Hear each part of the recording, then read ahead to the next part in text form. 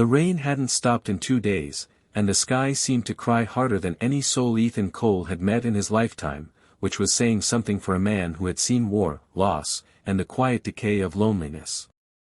Ethan, a 47-year-old retired Army medic and now a high school biology teacher in the sleepy town of Hopewell County, had built a quiet life around routine, morning jogs on the muddy trail behind his farmhouse, warm cups of black coffee, and solitary evenings with old jazz records and the echo of a wife he had lost to cancer 6 years earlier.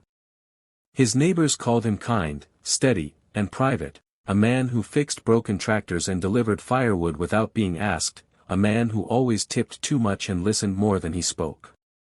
But kindness had its price, and Ethan had paid it in full, burying love with Lila, the woman who once filled the farmhouse with song and dreams of children they never had. It was on one of those sorrow-drenched evenings, as thunder cracked the sky and wind howled through the trees like forgotten spirits, that a knock came, soft, hesitant, and somehow urgent, the kind of knock that suggests both fear and hope. When Ethan opened the door, his breath caught. Standing there, soaked and shivering, were 2 children, a girl and a boy, maybe 6 or 7, barefoot and clinging to each other like lifelines. The girl, with tangled chestnut hair and bruised knees, looked up at him with eyes far older than her years. "Please," she said, her voice barely a whisper. "Don't send us back." The boy, silent but trembling, held her hand tightly. Ethan blinked, stunned, the storm around them forgotten. He ushered them in, wrapped them in towels, and made grilled cheese sandwiches, the only thing he had besides canned soup. It was only after they ate, more like devoured, that the girl began to speak. Her name was Ava. Her brother was Aiden. Their father, Marcus, had died in a trucking accident the year before, and after his death, their stepmother, a woman named Denise, had slowly turned cruel. She didn't yell or hit, Ava said, but she made them feel like trash left on the curb, unwanted, unloved, unimportant. Then one day, Denise packed a small bag, stuffed their birth certificates and a few toys inside, and handed them off to a man with a truck and a cold smile. "She said we cost too much," Ava whispered, her voice cracking. "Said we weren't her real kids anyway." The man had kept them in a trailer in another town, made them sleep on the floor, and scared them with threats and shouting. They didn't know his name. They didn't ask. One night, when he passed out drunk, they slipped away. That had been 4 nights ago. They'd walked, hitched rides, hid in barns, ate from garbage bins, and somehow, miraculously, found Ethan's farm. Ava said she remembered the name, Cole, from a story her real mom used to read. A story about a kind man named Cole who helped people without asking for anything in return. She thought maybe, just maybe, this was him. Ethan listened, his heart cracking open, piece by aching piece. He didn't question the miracle. He simply nodded and said, "You're safe now." That night, while the twins slept upstairs for the first time in weeks with full bellies and warm blankets, Ethan sat at the kitchen table, staring at the rain. He didn't know what he was doing. He just knew he had to do it. The next day, he called social services. Told them what he knew. Filed for emergency custody. Drove them to the doctor. Bought clothes from the thrift store. Enrolled them in school. And when the questions came, who are you to them? Why you? What if this is temporary? He answered with something simple and true, I don't know why they found me. But now that they have, I'm not letting go. The legal process wasn't easy.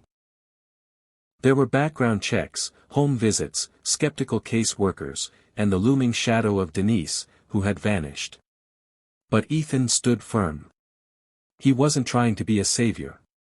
He just knew that when someone knocks on your door in the middle of a storm, you don't ask where they came from. You let them in. Weeks turned to months, and the farmhouse transformed. Laughter returned. Crayons colored the walls. Bedtime stories were read, teeth brushed with the chaos of little hands, pancakes flipped on Saturday mornings. Ava, fiercely protective of her brother, slowly learned to trust, to play, to be a child again. Aiden, quiet and curious, would sit beside Ethan for hours, building wooden animals or watching birds in the trees. They called him Mr. Ethan at first, then E, and finally, Dad, when Ava whispered it one night after he tucked her in. He didn't correct her. He just kissed her forehead and said, "Good night, sweetheart." And then, just when peace seemed to settle in like spring after a harsh winter, Ava found something in the attic that changed everything, a dusty old journal tucked inside a box labeled Lila's Things. It was a journal Ethan hadn't touched since Lila's death, unable to face the grief folded in its pages. But Ava, curious and innocent, opened it. "Is this your wife's?" she asked, holding it out. Ethan nodded, stunned, and began to read. Inside were entries from Lila's final months, entries that spoke of her job as a social worker, the children she tried to help, and one case that haunted her most, a young woman named Mia who had 2 children, Ava and Aiden, and who had vanished after marrying a man named Marcus. Lila had suspected something was wrong. She wrote about Denise, about lies and forged documents, about her intent to investigate further, until her illness worsened, and she was forced to stop working. Ethan stared at the pages, hands trembling, as the pieces clicked together. Lila had known about Ava and Aiden. She had sensed something was wrong. And now, all these years later, those very children had landed at his door. Was it fate? Providence? A gift from the woman he had loved and lost? Ethan didn't know. But he knew he had to finish what Lila started. With the journal in hand, he contacted a retired detective Lila had worked with, a man named Ray who remembered the case.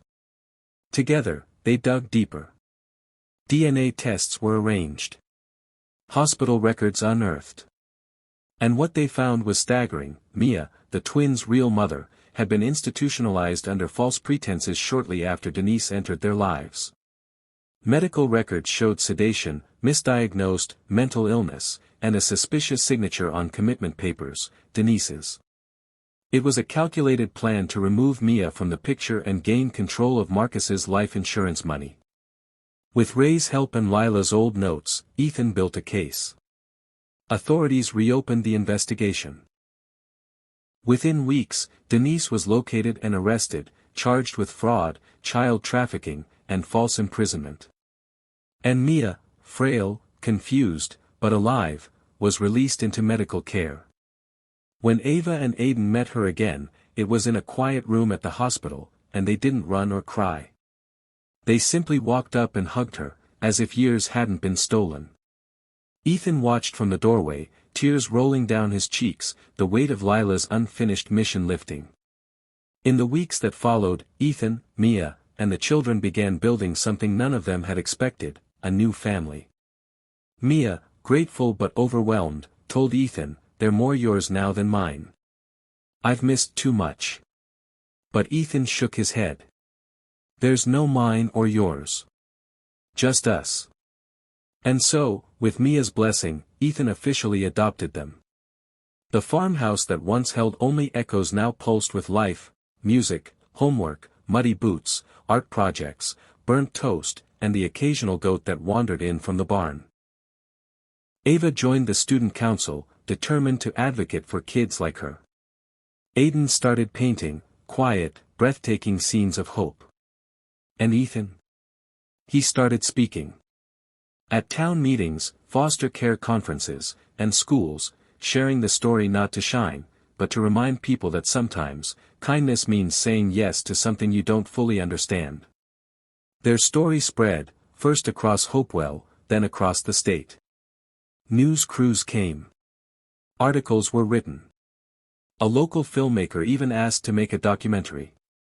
But to Ethan, the only audience that mattered was the 2 children who had knocked on his door that night. "We thought we were trash," Ava said once. "But you saw treasure." Ethan pulled her close, kissed the top of her head, and whispered, "You were never trash. You were just waiting to be found." On quiet nights, when the house settled into sleep and the stars blinked over the fields, Ethan would sit on the porch, journal in hand, and write letters to Lila. They found me, he wrote one evening. And in them, I found us again. Sometimes, he thought he could hear her laugh in the wind. Or feel her hand in the warmth of the sun on his face.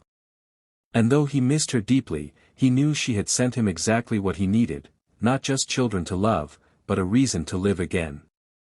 Their lives, once shattered by cruelty, had been stitched back together by a single act of compassion, a door opened in the rain, a heart unwilling to say no. And in that farmhouse on the edge of Hopewell County, beneath a sky that no longer wept, a man, 2 children, and a mother who almost disappeared learned that family is not always who we're born to, it's who fights for us when the world turns away. And sometimes, the most unreal stories are the ones written by love.